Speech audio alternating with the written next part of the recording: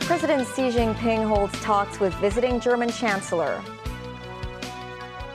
Fans flock to Hong Kong's Rugby Sevens after 3 years of absence. Chief executive says recent events show Hong Kong is back in business.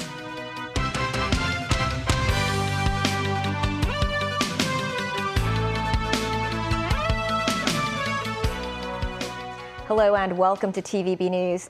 German Chancellor Olaf Scholz and a delegation of business leaders landed in Beijing this morning, kicking off the first visit by a leader of a G7 nation to China in 3 years.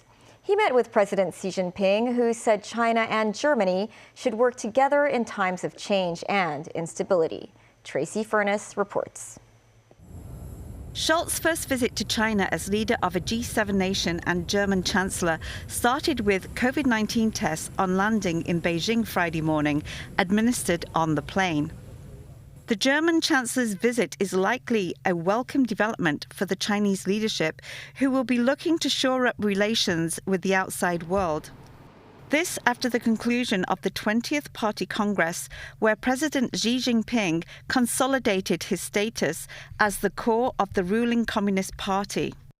Scholz's visit also reflects the importance of Germany's trade ties with the world's second-largest economy, particularly in the auto and manufacturing sectors. Mercedes-Benz alone sold more than 758,000 cars in China last year, more than in any other country, and also as historic inflation and a recession looms in Germany. President Xi met the German Chancellor at the Great Hall of the People for their first face-to-face meeting since Scholz took office. Xi noted that Scholz's visit comes as sides mark more than 50 years of diplomatic relations. Xi stressed the need for China and Germany, two major countries with great influence, to work together in times of change and instability and contribute more to global peace and development. Scholz told Xi that it was good both leaders were meeting in person during tense times, with Russia's invasion of Ukraine creating problems for the rules-based global order. Jens Hildebrandt, executive director of the German Chamber of Commerce in China, emphasized the importance of Scholz's visit to China. The visit is important because if you look at 50 years of bilateral relations, business relations have been a backbone, but also the personal relationship between our chancellors and the Chinese presidents. And we have a new government since the end of last year, and many of those have not been to China yet. Later in the day, Scholz attended military honors together with Premier Li Keqiang. Scholz also commented on the Taiwan issue. In a press conference, Scholz said Germany is pursuing a one-China policy, but any change in Taiwan's status quo must be peaceful or by mutual consent. Tracy Furness, TVB News. According to Japanese media, the Chinese and Japanese governments have started planning a meeting between President Xi Jinping and Japan's Prime Minister Fumio Kishida. The Sankei newspaper said the talks would take place in mid-November, either on the sidelines of the upcoming G20 summit in Indonesia or at a meeting between leaders of Asia-Pacific Economic Cooperation member states in Bangkok. The latest in-person China-Japan summit took place in 2019 when President Xi met with then-Japanese Prime Minister Shinzo Abe in Beijing. Japan's Chief Cabinet Secretary Hirokazu Matsuno has said through both governments' endeavors, Tokyo is aiming to build constructive and stable ties with China. China-Japan relation ties have long been strained by factors such as Japan's World War II aggression. Ukraine's President Volodymyr Zelensky said 4.5 million Ukrainians were temporarily without power due to Russian attacks. In his nightly address, Zelensky said that Kyiv and more than 10 other regions were affected by the power outages. He said that enduring Russian energy terror and passing such a test is the national task. Meanwhile, top diplomats at the Group of Seven Nations meeting in the German city of Munster were concerned about the latest crisis in Ukraine, more than 8 months since Russia invaded the country. Josep Borrell, EU's High Representative for Foreign Affairs and Security Policy, said plunging the country into darkness in winter is a war crime. Millions of Ukrainians have no longer access to electricity. And what Putin is willing to do is to put the country in the darkness in the wintertime. This is a war crime. We don't need to talk about nuclear threat. Using conventional arms, they are destroying a country, killing civilians, trying to break down the morale of the Ukrainians. And back at home, the Hong Kong Sevens is finally back after 3.5 years. It's the first major sporting event in the city since the start of the pandemic, with a total of 8 matches being held at the Hong Kong Stadium today. Timothy Lee was at the stadium to find out how rugby revelers were celebrating the annual game. Making a long-awaited comeback, the Hong Kong Sevens is once again being held in the city, with the games lasting from today until the 6th of November. Besides local enthusiasts in the tackling sport, this year's Sevens attracted tourists from all around the world, including these fans from Germany. It's such an international and large event, so I think I came here in August and I got my ticket already in September because we were so excited to go here. Yes, I think it's probably one of the biggest events that we will attend in Hong Kong over our time, and we only have 1 month left, so we're really looking forward to this. But some who came were met with disappointment, such as Rainier, who flew from South Africa but was unable to enter the venue because of the Amber Health Code on his vaccination pass. We came for the rugby, but they didn't pass us. We've got the Amber Code, so they're not allowing us in. Well, I actually saw all the costumes everyone was wearing. I just went to check for videos. I'm not angry. You can't be angry when you're on a holiday, on a trip. With the 3-day-long event expected to draw in swarms of visitors, restaurants near the Hong Kong Stadium have been preparing for major boosts in both the number of reservations and business. However, the souvenir shop owner said her store was relatively empty of customers this year, as there are fewer foreign visitors. Meanwhile, authorities reminded drivers to stay away from areas surrounding the stadium, as they continue to be affected by heavy traffic congestion. Starting from 1:30 in the afternoon, parts of Caroline Hill Road, Hysan Avenue, as well as other parts of Causeway Bay have been closed to traffic. This afternoon, the Hong Kong Stadium is already packed with enormous crowds of excited rugby fans. With the Hong Kong Sevens commencing today, just 1 day after the end of the Global Financial Leaders Investment Summit, the city is prepared to welcome more international events to be hosted in the SAR. Timothy Lee, TVB News. With the Rugby Sevens on the heels of the Global Financial Leaders Summit, which concluded yesterday, Chief Executive John Lee says the city has been injected with more vitality. Both Lee and an executive council member said social distancing measures could be further relaxed. Jackie Lin reports. As part of Hong Kong's reopening to the global business world following tough restrictions during the COVID pandemic, more than 200 top international bankers and investors came to the city for the Global Financial Leaders Investment Summit earlier this week. That's even more attendance than the government expected. Chief Executive John Lee said it shows Hong Kong is back on the global business stage. 不同嘅盛事接踵而嚟。 Speaking at the local forum today, Lee said with more major events happening in the city, social distancing measures could be relaxed in an orderly manner under careful risk management. Lee said COVID has not changed Hong Kong's DNA, which is a place with plenty of opportunities. At the same event, Regina Ip, who's the convener of the Executive Council, said more talent is happy to come to the city despite pressure from U.S. politicians. Ip said that's because Hong Kong has many friends. Ip said the Rugby Sevens is a test to help determine whether there should be further relaxation of anti-COVID restrictions. She expects there will be plenty of feasting and drinking during these 3 days, and if infection figures do not rise drastically, Hong Kong could have the conditions for further relaxation of the measures. Ip also commented on the mainland's anti-COVID measures. She quoted friends familiar with the mainland said, "No major changes are likely before next year's Spring Festival travel rush." Jackie Lin, TVB News. Hong Kong reported 4,516 new COVID infections today, including 3 more cases involving the XBB strain.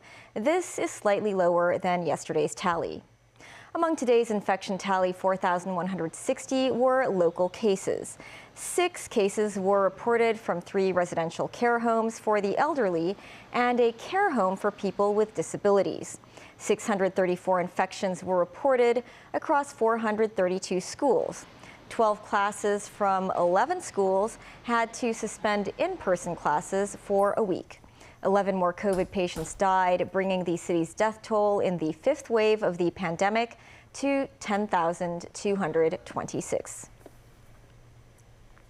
Coming up after the break. Company of former Justice Secretary's husband fined $150 million for bid rigging. Donald Trump says he's very likely to run for the U.S. presidency again. A first look at the exhibition by top Japanese artists in the M+ Museum.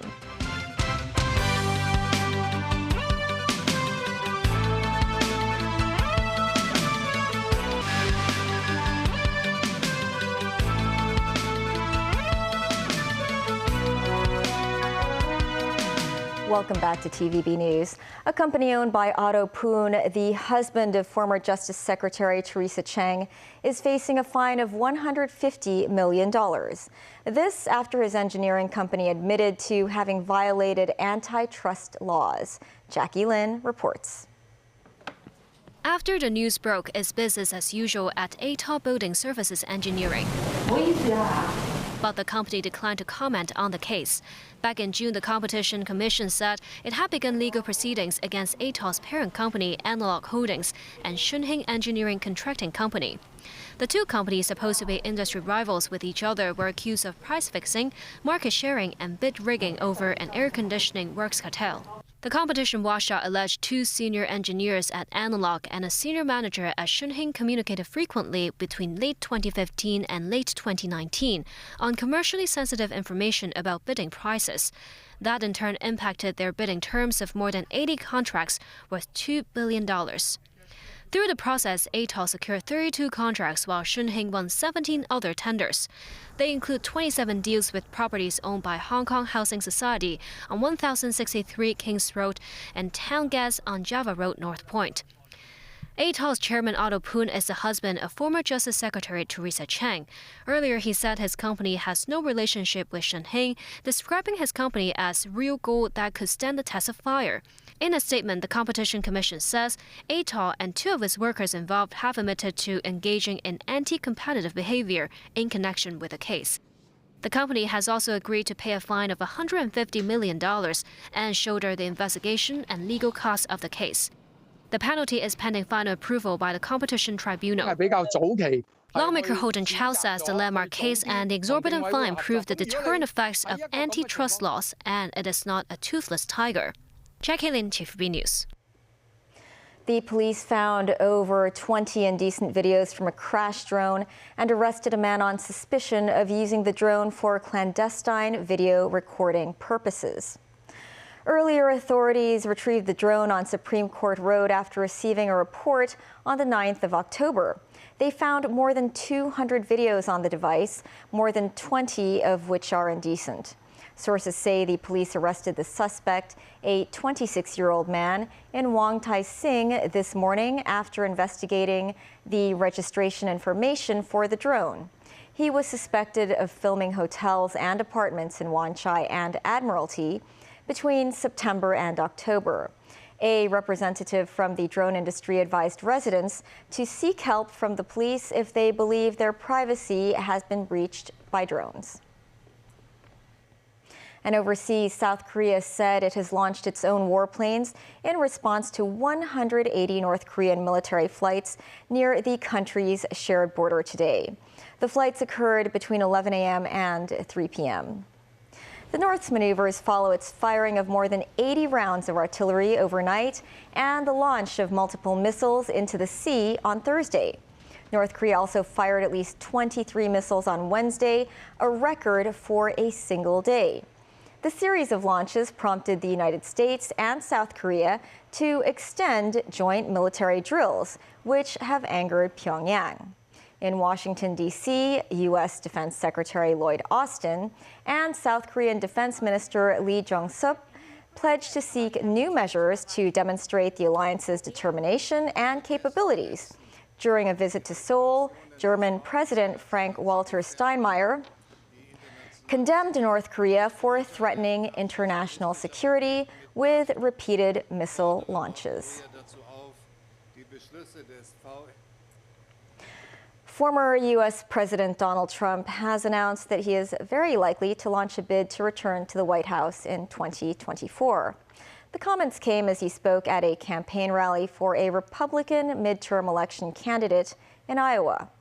Meanwhile, during a speech in San Diego, California, President Joe Biden asked supporters to support Democratic candidates while pledging to implement an assault weapons ban and stand up for abortion rights. Daniel Rao tells us more. Former U.S. President Donald Trump made the remarks while attending a campaign rally in Iowa ahead of the midterm elections to support Republican candidates. And now, in order to make our country successful and safe and glorious, I will very, very, very probably do it again, okay? Very, very, very probably. Very, very, very probably. This is the year we're going to take back the House, we're going to take back the Senate, we're going to take back America, and in 2024, most importantly, we are going to take back our magnificent White House. Right? The statement comes with three of Trump's advisors having already said the former president is considering launching a bid for the White House this month. They said an official announcement from Trump in the coming weeks could prevent potential rivals from sealing the Republican Party's nomination for the 2024 U.S. presidential election. However, they added it was possible Trump could still delay a decision or change his mind about whether to run. Polls say it is highly likely the Republicans will win a majority in the U.S. House of Representatives following the midterm elections, and that they also have a chance of taking control of the Senate. This would give them the power to block Democrat President Joe Biden's legislative agenda for the next 2 years.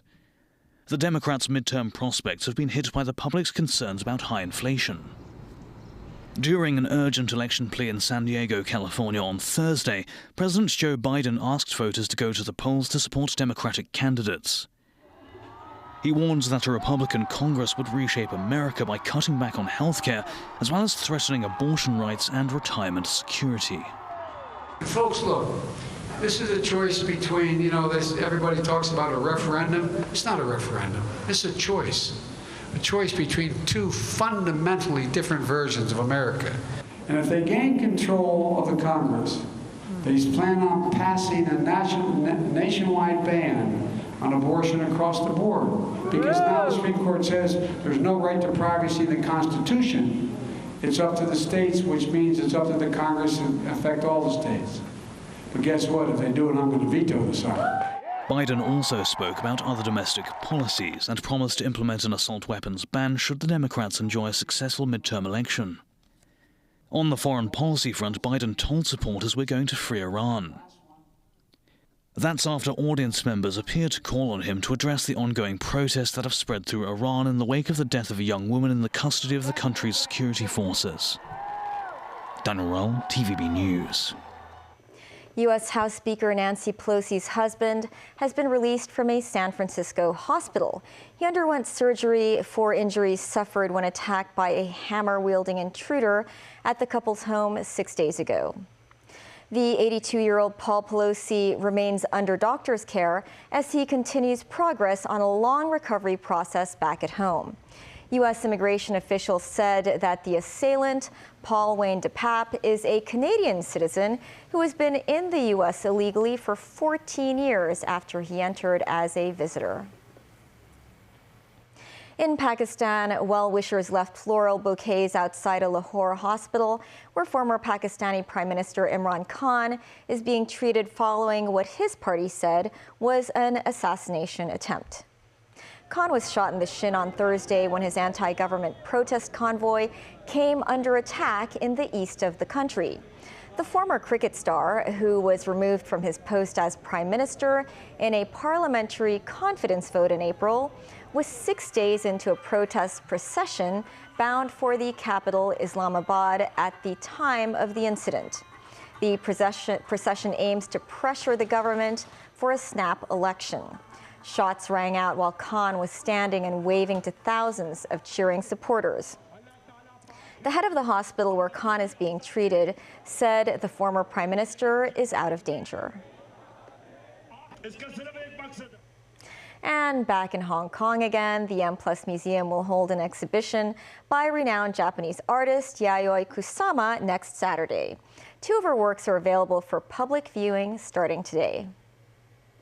The 2 new sculptures titled Pumpkin employ Kusama's most well-known motifs, yellow pumpkins with black dotted patterns. And this 3-story high installation is called Death of Nerve. Commissioned by M+, this colorful web-like installation is connected to the themes of infinity and death. The show is the largest retrospective exhibition of Yayoi Kusama in Asia outside of Japan, comprising more than 200 works. The exhibition will open to the public next Saturday until May next year. That's the news. It's been a great week for Hong Kong. Enjoy the weekend.